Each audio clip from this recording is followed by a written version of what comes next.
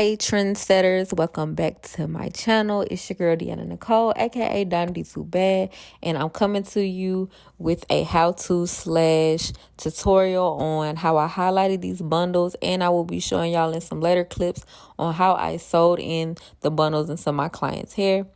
All you'll need is some BW2 powder, 20 volume developer, 30 volume developer, a mixing bowl, an applicator brush, and some foil so you can get your highlights popping. So yeah, you're gonna see me take a comb, and when I do the highlights, I'm gonna do that zigzag motion. I also already have a video on how I do highlights, so if you need help with that, I'm gonna link that in the description below so you can get step by step on how to do highlights in your bundles or in your wigs. So yeah, you guys, just continue watching the video. Hope you enjoy, and I probably put some text so you can see step by step with what I'm doing. And yeah, make sure you like, comment, and subscribe, and I will talk to you later.